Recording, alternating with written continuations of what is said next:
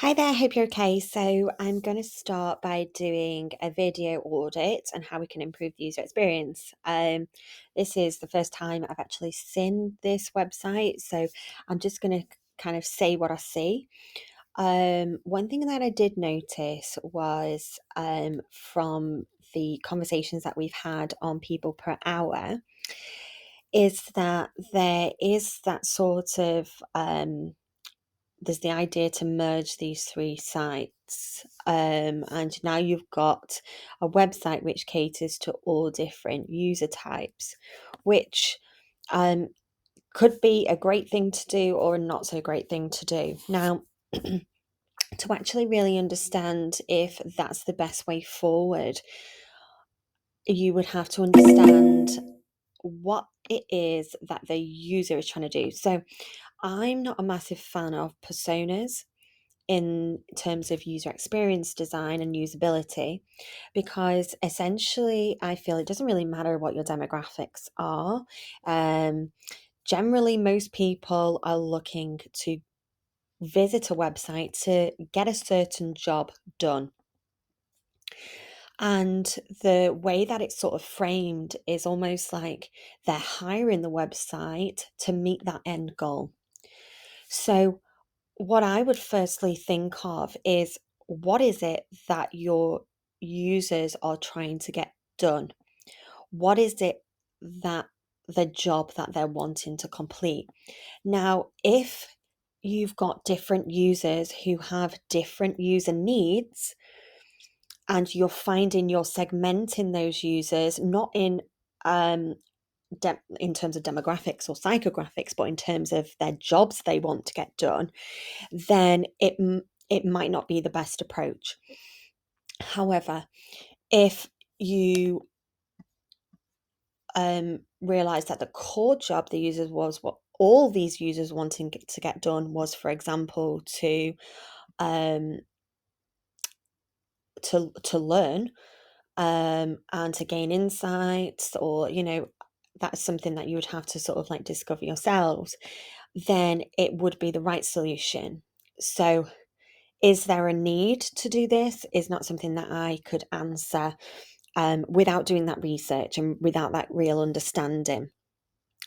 So I always advise people to undertake that research. There's a framework called the Jobs to Be Done framework, which has been very popular and is a great way to identify what your user needs are, what the core job it is that they want to get done, and also then what needs are unmet. So you might actually find by grouping these jobs that actually you've got something on your site which is there's quite a few needs that are unmet, or you could see them as opportunities to sort of expand. So usually you'll have a core beneficiary, and that core beneficiary is the one who benefits from that job that's being done. Sometimes it's the same person. So in the middle, you've got the executor, the people who are actually undertaking that job. So the person who's actually coming onto the site, consuming the content.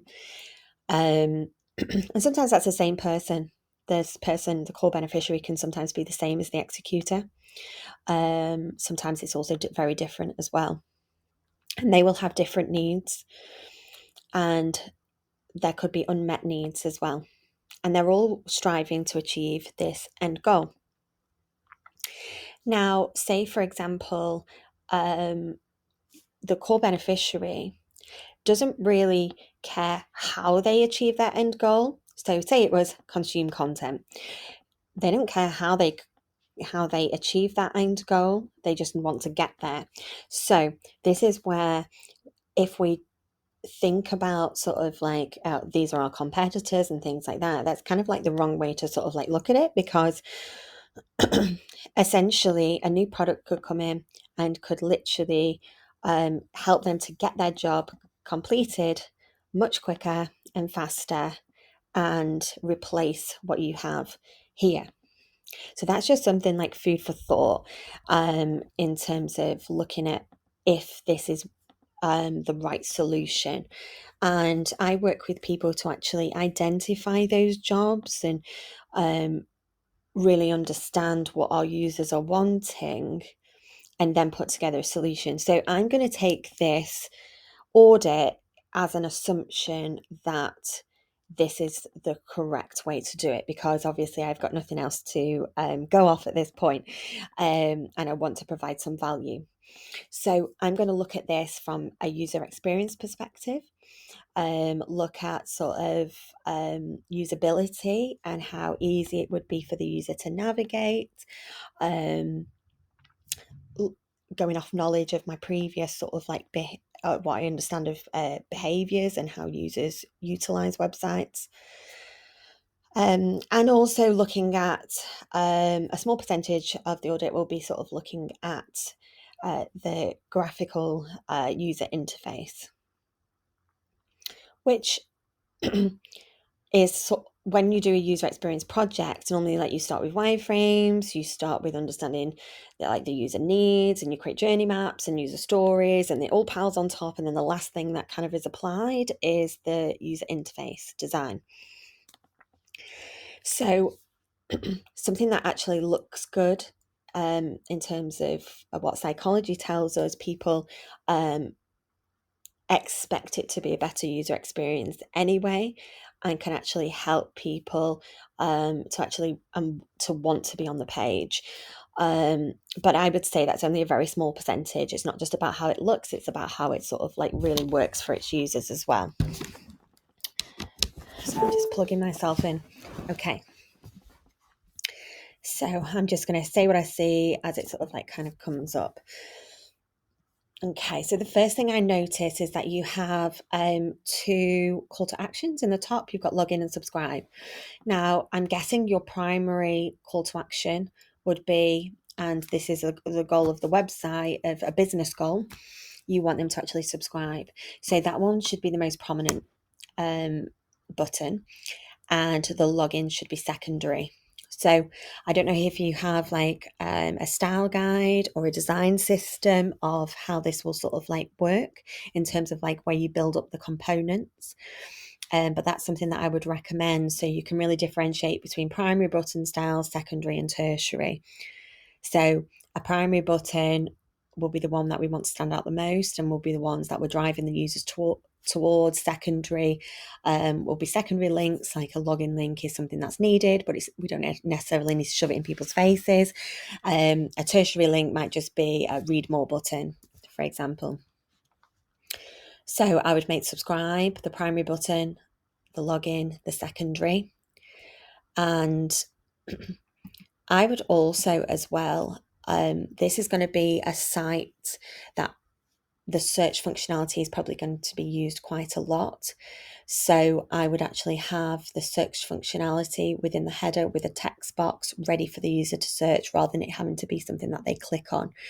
And because of the volume of traffic, which is likely to be on this sort of site, and just making it really easy for the user. Having text in capital letters as well is also a lot harder to read from a legibility perspective. You don't have that many tabs at the top, so this isn't a huge deal. However, I would always try and stick to just capitalized text, which is, the first letter capital and then the rest lowercase where possible, just to make it really sort of easy for users to read. You wouldn't believe how just changing certain things like that in terms of cognitive load can sometimes be improved. These here, I would say that I really like how sort of this is sticky at the top. I think that's really great, because then the user can always kind of get to where they need to be. But I'd say this here is sort of like a little bit of a wasted space. And this seems like a secondary menu, so I definitely have that underneath this menu.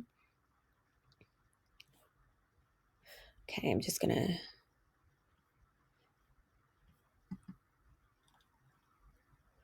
Again, sort of having this lowercase will definitely help people and make it a little bit easier for them to consume the text which is here, and also having some sort of hierarchy of maybe you could put this in alphabetical order. There might be a certain way to categorize this information which might make it easier to consume, maybe having it in columns instead of just going across the page. It's just quite difficult for users to sort of read in this particular way. So yeah, I would definitely have that. Okay. So I noticed as well we've got like a blue hover over, and at the moment I'm not sure what the primary sort of like colours are.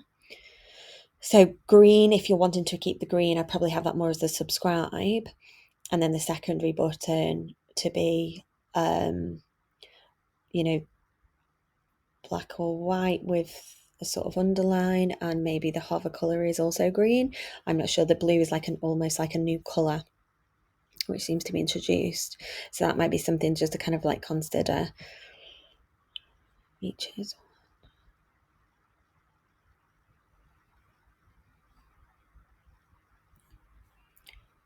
Okay. So I'm under the assumption here these are the different user types and you're directing them through that. This is something to actually test with your users. Like, is that an actual sort of user need? They want to be able to search as a user. I want to be able to search via like higher education category, so that it's easier to find my content. I normally, when working on a website, once I understand the users and their needs, I then create like loads of user stories based upon what their needs are. So with the all user stories kind of start with, as a user, I want to be able to, so that I can. So you kind of fill in the blanks. So rather than us making so many assumptions, I would like to try and guide you to being more user centric and involving your users in the design process. And that's what I'm sort of like a facilitator of. Although there's a lot of kind of things like telling you about the subscribe button and the login and how things should be like that, sort of like standard approaches which kind of work across all sectors. But then there's some things that nobody can sort of tell you without, well, unless they're your users. So I would definitely sort of like explore that, and also have a look at card sorting. This is a really great way to be able to look at how you can categorize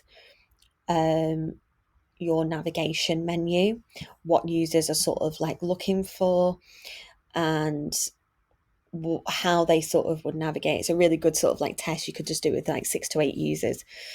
What I did notice here is like when users click this, it's a down arrow. So when users click this, it's a down arrow. When it's open, it should be an up arrow, and then remove this because we don't need to sort of closing ways of closing. Okay, and so this is the main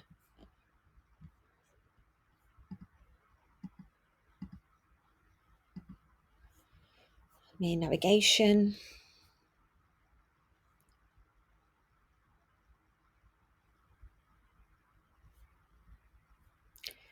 Okay, latest posts.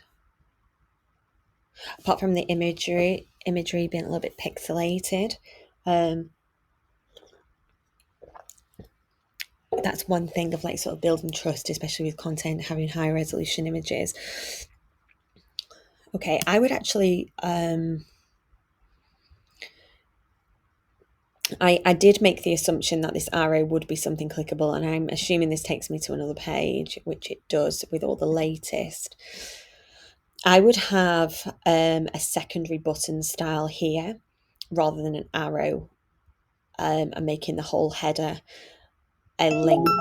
I just think that it will be a little bit easier for users to actually understand that this is actually taking me to another page. And if you are going to use an arrow, I would also ensure that all your secondary buttons have an arrow, which I don't feel like that's needed. The most common style is just as a secondary sort of button is to have the text and an underline. And it could be something like view all. And what we also have to think about is, do you have any users who have accessibility issues? Because if they did, their screen readers wouldn't pick up on things like latest and arrow. That doesn't have much meaning to it. So what you can do is just create view a link, that just says view latest posts, and then the screen reader would pick up on that, so it makes it a little bit more accessible for them as well. Okay, so here I'm guessing that these are tags that you've input for these blogs. So first of all, there looks like there's a little bit of a disconnect. So I would definitely ensure that these are sat with the actual post itself. Secondly, are these of value to the user? And from the previous knowledge of those other 3 websites, if they have tasks, are those tags something that has clicked on? So if you had the other websites linked to Google Analytics and things like that, you can find out that information. If not, I would hide them. And if so, I would ensure that they're really easy to digest. At the moment, it's it's making it a lot more text heavy, so having them in a little tag, little sort of cylinders, making the text smaller, making them sort of lower in priority than the main actual text, because at the moment they're sort of still dominating the page a little bit. And this is just sort of like secondary information. The date as well looks like it's in different text, or it could be the same but just different font or a different color. I think it's a different color. And also sometimes I think what's great as well, which can enhance the user experience, is things like, how long is this going to take a user to read? Is it like a 5-minute read, a 10-minute read? Introducing things like that, especially onto blog pages, are really advantageous, because a user can actually consider then how much time they actually have to read the articles. And the same here. So we just want to I noticed that there seems to be a little bit disjointedness in terms of layout. So we go from a big header to like a half a column, then 2 columns on the right, then 4, and then back to half a column but only 1 column, but then they're going horizontal. So I'd really try and keep the flow consistent, because otherwise your user on a subconscious level is just going to think, oh my god, this site is all over the place, and they'll find it harder to navigate. What you want is, one, you want familiarity. So what other sites are your users using, and what do they enjoy using, that you can take inspiration from in terms of how things are sort of laid out. But also just making it sort of like quite simple for them, so that they don't have to have an education process just by coming onto the site. It should be quite easy to learn how your site works on that subconscious level. Okay.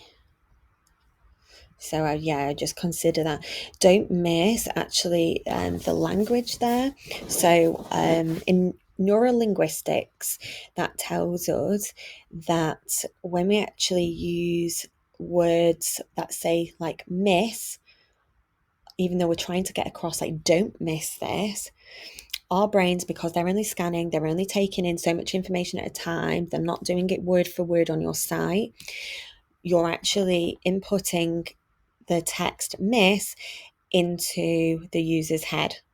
It's almost like and forgive me for this because you're going to see it all the time now, in swimming baths, in places like that, they'll have "do not run."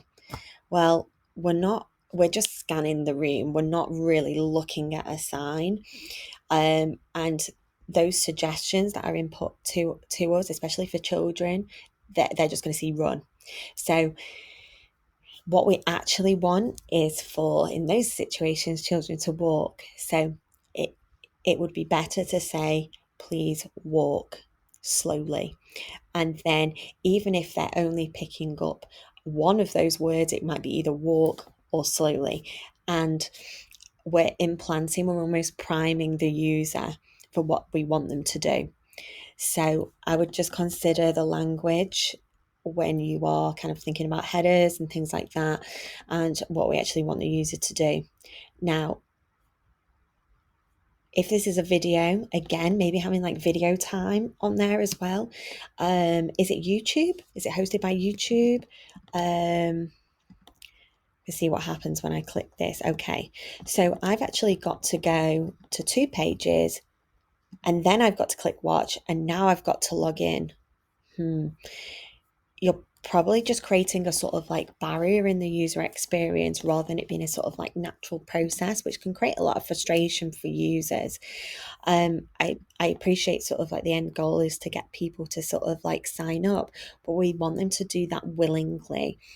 And that's the goal. We don't want to force it for them to then have to unsubscribe just because they want to watch one video. We want them to naturally want to subscribe, which I can talk about a little bit later. And the share button here, I'm not sure if that's associated with this or that. Again, just kind of like ensuring that everything's sort of kept within its own sort of like post area or on the post, so the user understands.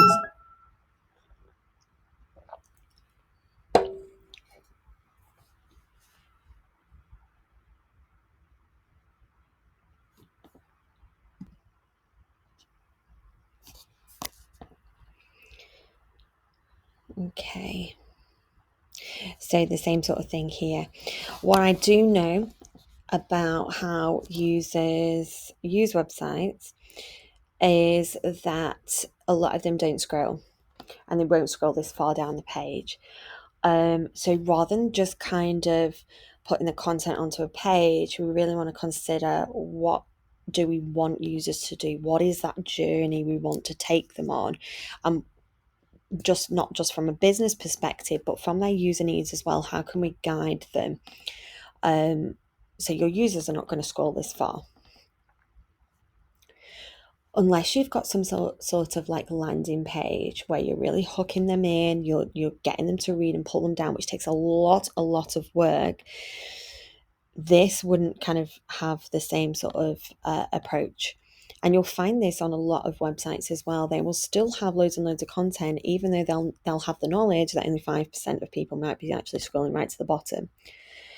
Also, as well, because the main call to action is to get them to subscribe, I would definitely on every page have like a pre-footer, which is incentivizing them to subscribe. Like, how can you get them to subscribe? And give you that email address and sign up so that you can make more money from them, without just saying, "Give us your email, log in." What's in it for them? How can you be different? What's the value proposition? What do we know about our users and what they would like? How can we, incentivize them? Sorry, just pause then while I sneeze. You can test this as well. This is a really good one to sort of like test, maybe run it for a couple of weeks, test it, improve it. You can split test it as well to see which one's sort of like getting more people to subscribe. You could have different ways of doing it. Some people, on like e-commerce sites, you might see like, "Oh, sign up and you'll get 10% off your next order." So instantly people subscribe. What happens with those though, I think as well, is unless they are wanting to repurchase, and they'd obviously know the stats of that, of how many customers they have on retention to how many people actually just sign up, get the 10%, and then unsubscribe. So it depends on the retention amount for things like that. But what could you offer these people for downloading? Could it be like a really valuable PDF or a valuable video that these users want to watch? The problem that you have when you're mixing all these different segments of users, unless they're all trying to get the same job done, which again is not something that I have knowledge of, you might find it quite hard to actually find something that fits all those types of people. So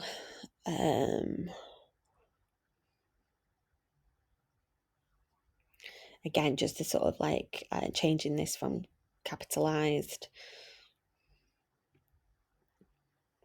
and ensuring that there's some chronological order to these items as well. Sometimes you can split them up quite nicely by putting like lines in between.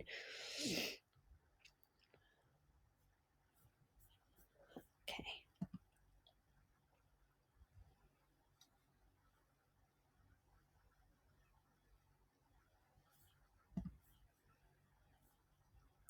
Okay, now I'm scared as a user because it's got 4,670 pages.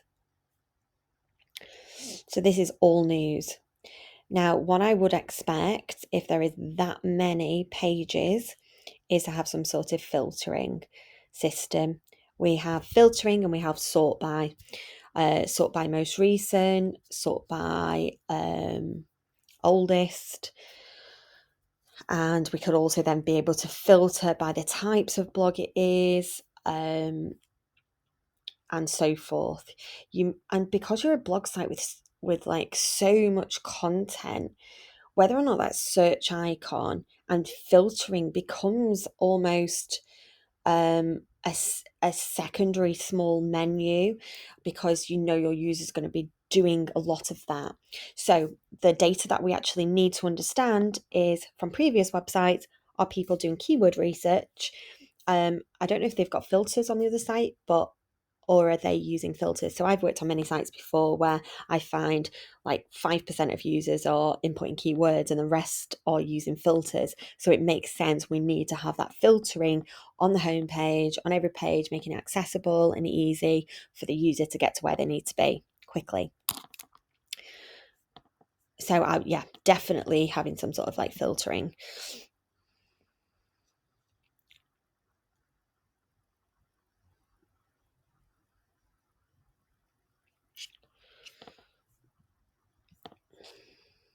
Okay, I would definitely have the subscribe now for member benefits below, because I think what's going to happen, and this is the mental model of your user, is they're going to build up trust first. They're going to read some of the content. They're going to decide if it's going to be a value for them, and then they're going to look to subscribe.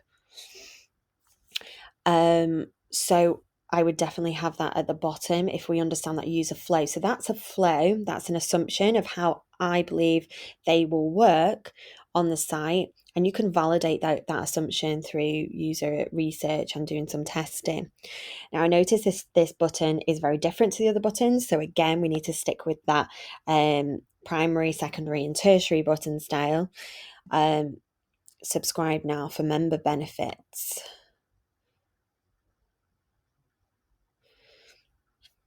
Okay, what I would do is, it's kind of like behind a wall where we're almost getting them to want to subscribe before they've seen the benefits. And we know that probably nobody will ever subscribe until they've seen the benefits. And a smaller percentage of users will probably be likely to click on this to then be able to see it. And we need to kind of like reverse that. So maybe when you do the pre-footer, you could have like with a little icon those sort of like benefits that they get, and then that's going back to your value proposition. How are you different? And also psychology sort of like tells us that users are more likely to sign up if they know they're getting a lot more from your website than they are from another website. So if you're only marginally making a slight bit of difference to your user in terms of the benefits that they get, they might say, well, I'm already a member of, another website, or actually that's not a big enough pull to make me want to do this. So that's also sort of like consideration as well. So bookmark and share, that's something that users are familiar with. It seems quite prominent that James is on here. Now, if James had, if there was a user need that people would like to follow certain people who are writing certain content, then I could understand the value of having that a little bit bigger. And then maybe James has his own page with like all the blogs that he's written. I don't know if that's a user need. So in this instance, I would say to make that super small, a lot smaller than what it is. Make sure it's left aligned properly with the actual text, and ensure that they all have photos as well, or remove it. Yeah, and just consider the value with that. So again, yeah, what we want to do is we want to take the user on a journey. So we want to make sure that we always are trying to encourage them to subscribe. And that's going to take quite a bit of user testing to find out what it is that is going to make the user want to subscribe.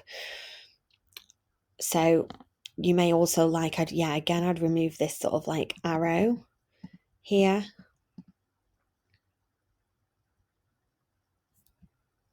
Okay. I'm going to go to features. I think it's going to be the same sort of thing.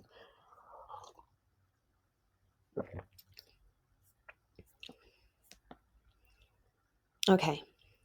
So what I'm noticing now is we're swapping again the layout. Everything's quite, to me, feels quite overwhelming. I feel like I'm on Netflix. And I feel like, when you're on Netflix and you're trying to find that one that you want, and you can spend half an hour trying to find the one that you want to read and things like that. So there are different ways you could look at it like a Netflix and sort of like look at how many thumbs up did this blog get. This blog got loads of thumbs up in terms of readability and sort of enjoyment, and then have those statistics a bit like how it does on Netflix. You could also when they actually subscribe, it could be a thing of when they subscribe. One of the benefits is that you do article matching based upon their preferences, based upon their previous reads. That would be sort of like using a lot of intelligence, and that would be something that would definitely help to set you aside from other competitors, because you're actually considering what the user wants. You're making it easier for them to digest content. And if you've got different user types, that would be really, really great, because then you've got personalized content for them when they come and log in, not on the homepage, but if they sign up for an account, it then becomes more personalized to them and what they want to see.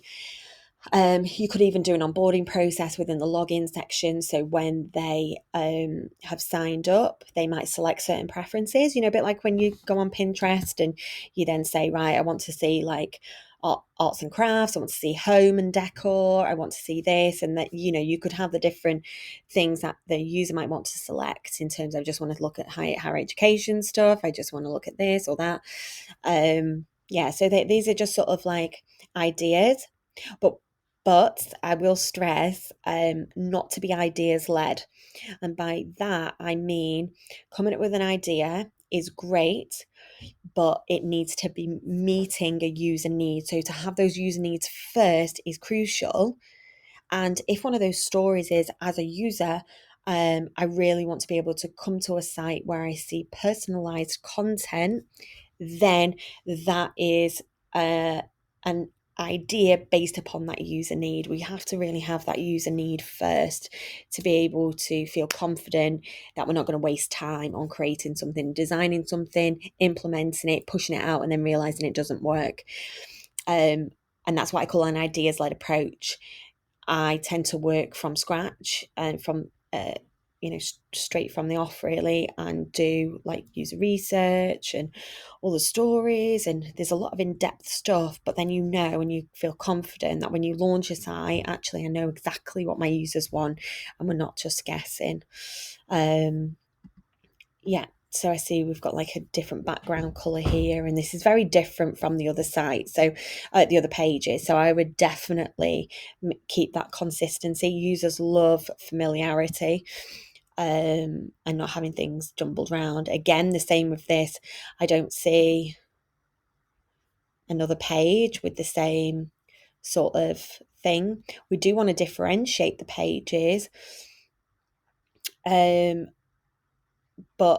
this kind of feels like, well, especially with the background behind it, it's very hard to read. Maybe users probably would just scroll past that anyway.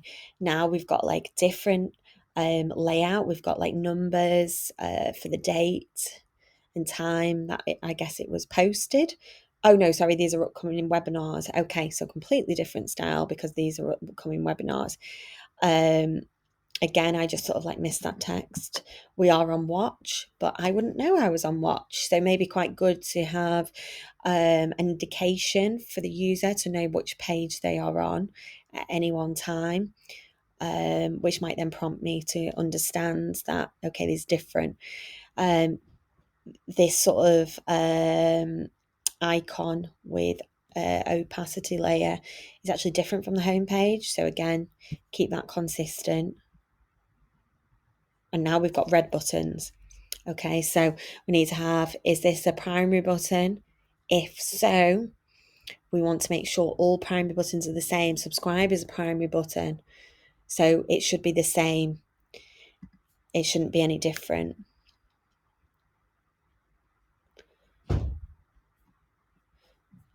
Okay.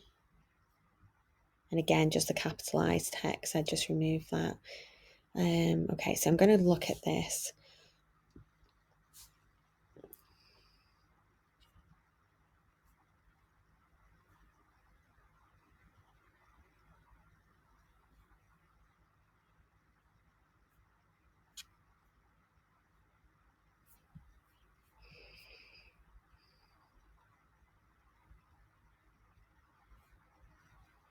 Okay, register now should also be a primary button, but we also have different text on the other page which says save your seat. So again, consistency is going to be really key, and also a lot of user testing can be done around which one is more likely to get a user to click. Are they going to want to save a seat just from basically seeing a headline and some text, or do they want to learn more and then save their seat? And there's things you can do which can to encourage people to actually click that button. We could have like the ability to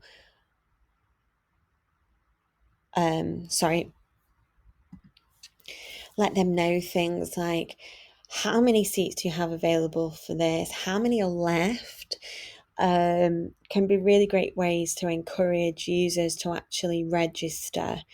And also, if they can see that a lot of users have signed up for this and then get excited, they know it's a popular one. Can also do things like integration. Maybe they sign up with Facebook and it shows their Facebook icon, so they can start to maybe like see who else is going to be there, and it become more of a networking thing. There's ways to kind of, rather than just kind of putting the content on the page and hoping they'll register now, we really need to encourage them using influence and psychology to be able to do that. But we want to do it in a really ethical way. So being true to actually how many seats are available, and things like, how long's this, what date is this on again? Okay, so I don't know what date it's on. I don't know what time it's on because it's not on this page. It's on the page before. So that information should also be on this page as well. Okay, let's go to directory.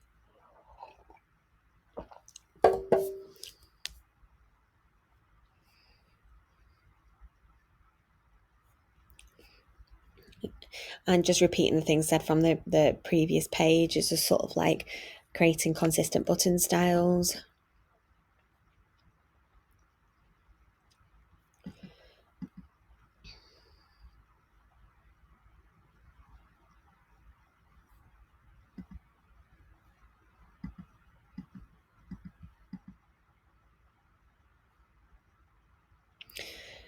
Yeah, and just things like language, like we'll contact you shortly. What does that mean? Contact you within 24 hours, 48 hours can definitely help to increase people sort of signing up.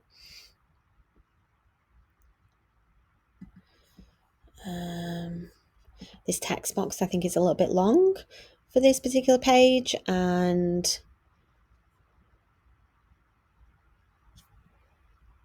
okay.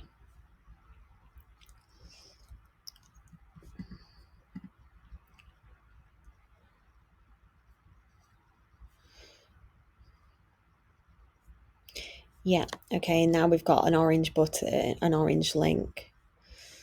Okay, so, and a different type of button style here. So yeah, the consistency thing I think is one thing that is maybe a little bit of an issue on the site, but more from like a UI perspective. And that every page just feels very different. So having those sort of like templates set up and say, right, these sort of pages are going to look like this and this, rather than having sort of like 10, you might just want to streamline it and say we're going to have like 5 different page styles. This is a pop-up page, this is a home page, this is like a page which is going to have blog, what's the word, not blog, not full blog posts, but blog sort of modal things, cards, like it is on news and like it is on features and like it's on watch. Maybe that all could be a little bit more consistent. Okay, so I hope you found that valuable. Feel free if you want to ask me any more questions, or to explain anything that I've sort of like gone through. I'd be more than happy to do so. And yeah, I wish you a lot of success with this.